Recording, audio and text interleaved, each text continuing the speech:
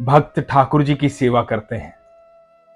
ऐसे प्रसंग तो आपने बहुत सुने होंगे, लेकिन आज जो प्रसंग आपको सुनाने जा रहा हूं, ये ऐसा प्रसंग है जहां ठाकुर जी अपने भक्त की सेवा करते हैं। ये बड़ा ही अद्भुत प्रसंग है। आंखें बंद करके सुनिएगा, आपको साक्षात भक्त और भगवान के दर्शन होंगे। हरे कृष्ण दोस्तों, मैं हूं अनुज शर्मा। बहुत साल पहले की बात है। उड़ीसा में ठाकुर जी के एक अनन्य भक्त रहते थे, माधव दास। माधव दास जी भगवान जगन्नाथ जी से बेहद प्रेम करते थे, भगवान से बातें करते थे, ठाकुर जी भी उनसे बात करते थे, ठाकुर जी उनके साथ लीलाएं करते थे। बस ठाकुर जी और वो, यही जीवन था। माधव दास जी के जीवन में कोई और नहीं था, सिर्फ ठाकुर जी। दिन प्रतिदिन, सुबह शाम, हर समय बस मेरे जगन्नाथ प्रभु, मेरे सर्वेश्वर, मेरे ईश्वर, मेरे कान्हा, मेरे ठाकुर, मेरे माधव, मेरे सब कुछ।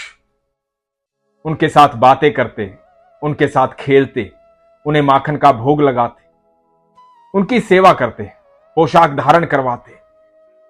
पूरी जिंदगी गुजर गई थी भगवान की सेवा करते करते। बूढ़े हो चले थे, अब शरीर साथ देना बंद कर गया था, बीमार होने लगे थे। एक बार अचानक से उल्टी दस्त लगे। जो कुछ भी खाते वो पचता ही नहीं था। भगवान की सेवा कर रहे थे परेशानी में भी, पर अब हिम्मत नहीं रही थी, शरीर कांपने लगा था। अब हालात ऐसे हो गए थे कि खुद के लिए भी चलकर इधर से उधर जाया नहीं जा रहा था। भगवान भी भूखे थे और भक्त भी भूखे थे। भोग लगाने की क्षमता नहीं रही थी।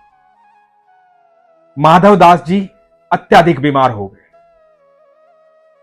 चारपाई में लेटे रहते थे। लेटे लेटे एक दिन बेहोश हो गए। शरीर बहुत कमजोर हो गया था। माधव दास जी को जब होश आया तो देखा कि एक 15-16 साल का बच्चा उनकी सेवा कर रहा है, उनके लिए खिचड़ी बनाई है, उनके समक्ष खड़ा है। वही मोटी मोटी आंखों वाला, घुंघराले बालों वाला, सांवला सा, सुंदर, अत्यंत खूबसूरत। अनंत ब्रह्मांड में उससे सुंदर कोई नहीं। देखते ही माधवदास पहचान गए कि ये कोई साधारण बालक नहीं, मेरे जगन्नाथ है, मेरे प्रभु हैं, मेरे ईश्वर हैं। सोच रहे थे कि मैं होश में हूं भी या नहीं, या बेहोशी में देख रहा हूं ठाकुर जी को। ठाकुर जी से बोले, प्रभु आप यहां? ठाकुर जी ने कहा, हां माधव, मैं यहां। प्रभु आप मेरे लिए खिचड़ी बना रहे हैं, आप मेरी सेवा कर रहे हैं। उठने की हिम्मत नहीं थी माधवदास की, शरीर कमजोर हो गया था। ठाकुर जी ने कहा, हां माधव, सारी जिंदगी तुमने मेरी सेवा की है, इसलिए अब मैं तुम्हारी सेवा करने आया हूं। जितना प्रेम तुम मुझसे करते हो, उतना ही प्रेम तो मैं भी तुमसे करता हूं। तुमने हमेशा मेरे खान पान का, मेरी पोशाक का, मेरी हर चीज का ध्यान रखा है। अब तुम असहाय हो, तुम मेरी सेवा नहीं कर सकते, तो मैं भी तुम्हारे खान पान का, तुम्हारी पोशाक का, तुम्हारी हर चीज का ध्यान रखूंगा। तुम निश्चिंत रहो, मैं तुम्हें भोजन बनाकर दूंगा, मैं तुम्हारे चरण दबाऊंगा। माधवदास ठाकुर जी के मुख से सुनकर भाव विभोर हो गए। तीनों लोकों के मालिक, अनंत ब्रह्मांड के रचयिता मेरे सामने खड़े हैं और मुझसे कह रहे हैं कि मैं तुम्हारी सेवा करूंगा। मैं विवश हूं, मेरा शरीर साथ नहीं दे रहा। सेवा तो मुझे आपकी करनी चाहिए, स्वागत तो मुझे आपका करना चाहिए। आप यहां आए हैं मुझसे मिलने, मेरे लिए तो अत्यंत प्रसन्नता का विषय है। मेरे ठाकुर, मेरे त्रिभुवन मेरे सामने खड़े हुए हैं, और यदि आप मेरे लिए कुछ करना ही चाहते हैं प्रभु, तो आप तो अनंत ब्रह्मांड के रचयिता हैं, परमेश्वर हैं, सर्वेश्वर हैं। आप मेरी इस बीमारी को ही दूर कर दीजिए, मुझे सक्षम कर दीजिए ताकि मैं स्वस्थ हो जाऊं और आपकी सेवा कर पाऊं। आप मेरी सेवा मत कीजिए प्रभु। ठाकुर जी मुस्कुराए और ठाकुर जी ने कहा, माधव, ये तुम्हारे कर्मों के प्रारब्ध हैं कि तुम अस्वस्थ हो, तुम इस दशा में हो कि तुम्हारा शरीर तुम्हारा साथ नहीं दे रहा है।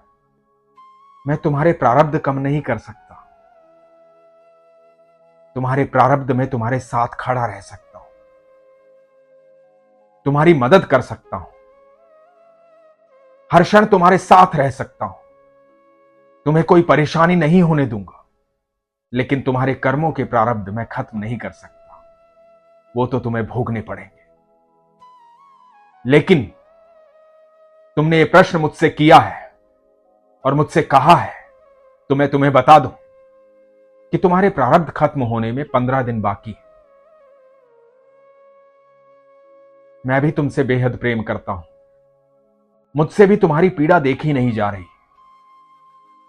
इसलिए तुम अभी इसी वक्त मेरे बैकुंठ धाम जाओ। तुम्हारी जगह तुम्हारे प्रारब्ध आज से 15 दिन के लिए मैं काटूंगा। माधवदास जी ठाकुर जी में विलीन हो गए, बैकुंठ धाम चले गए। और वो 15 दिन उस पीड़ा के, उस बीमारी के, उस दुख के जो माधवदास के प्रारब्ध थे, स्वयं भगवान ने काटे, स्वयं ठाकुर जी ने काटे। आज तक वो 15 दिन भगवान जगन्नाथ अपने भक्त के प्रेम में काटते हैं। हम सबको पता है कि साल में 15 दिन भगवान जगन्नाथ जी का मंदिर सबके लिए बंद कर दिया जाता है।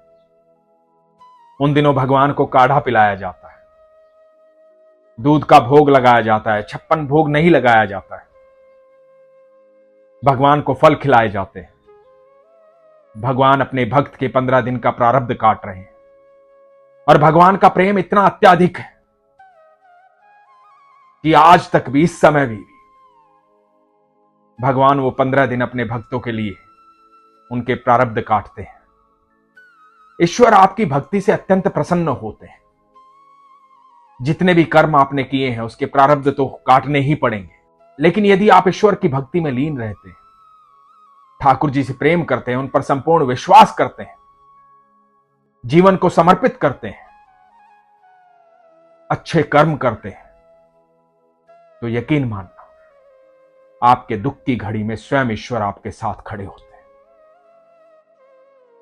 फिर आपको दुख दुख जैसा नहीं लगता। परेशानी चाहे कितनी भी बड़ी हो, वो समय हंसते हंसते कट जाता है, क्योंकि उस समय ईश्वर साक्षात आपके पास होते हैं।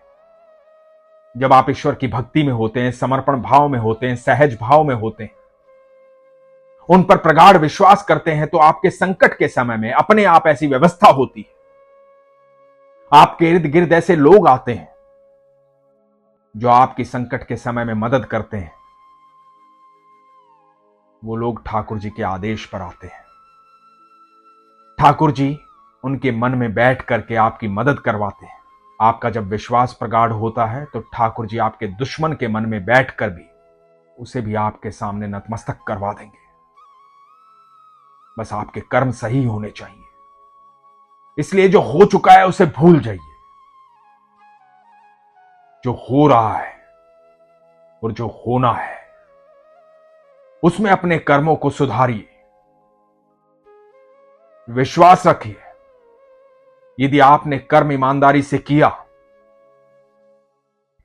दूसरों को तकलीफ नहीं पहुंचाई, दूसरों के साथ वैसा व्यवहार किया जैसा आप चाहते हैं कि लोग आपके साथ करें, तो जो आपके कर्मों के प्रारब्ध हैं, जो कर्म हो चुके हैं उसके जो प्रारब्ध हैं, उसे काटने के लिए स्वयं ईश्वर आपके साथ खड़े होंगे। बस आपका विश्वास प्रगाढ़ होना चाहिए। इसलिए हमेशा कहता हूं, अपने विश्वास को मजबूत रखिए, अपना ख्याल रखिए। हरे कृष्ण।